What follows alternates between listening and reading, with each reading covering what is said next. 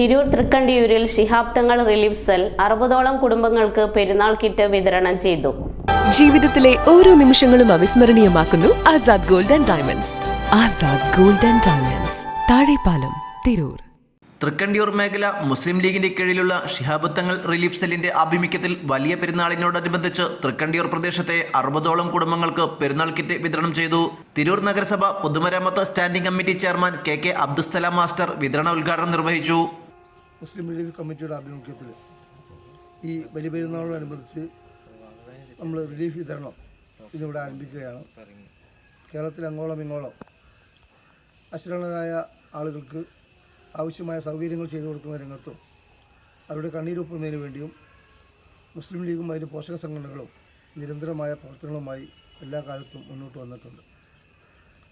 അതിൻ്റെ ഭാഗമായിക്കൊണ്ട് തന്നെയാണ് ഈ തൃക്കണ്ടിയൂർ മേഖല മുസ്ലിം ലീഗ് കമ്മിറ്റിയുടെ ആഭിമുഖ്യത്തിൽ ഇന്നേ ദിവസം ഈ പ്രദേശത്തെ ഏകദേശം 100ഓളം വരുന്ന കുടുംബങ്ങൾക്ക് പെരുന്നാൾ കിറ്റ് വിതരണം ചെയ്യുന്നത്.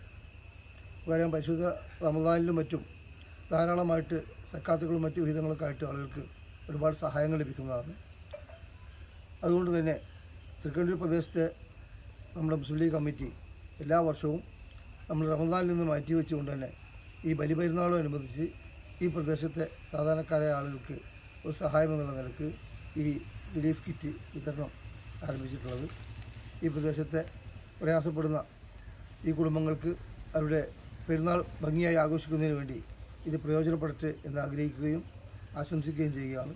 രൂക്ഷമായ വിലക്കയറ്റം മൂലം പ്രയാസം അനുഭവിക്കുന്ന സാധാരണ കുടുംബങ്ങൾക്ക് ആശ്വാസമേകുന്ന ഒരു സഹപ്രവൃത്തിയാണിതെന്ന് ഉദ്ഘാടകൻ അഭിപ്രായപ്പെട്ടു. T Mustafa, K Abdul Rasheed, Chenath, Rafiq, K Shahid, Muhammad Sahal, Shahzad, Aslam Pazhayakath തുടങ്ങിയവർ വിതരണത്തിന് നേതൃത്വം നൽകി. ന്യൂസ് 99 തിരൂർ.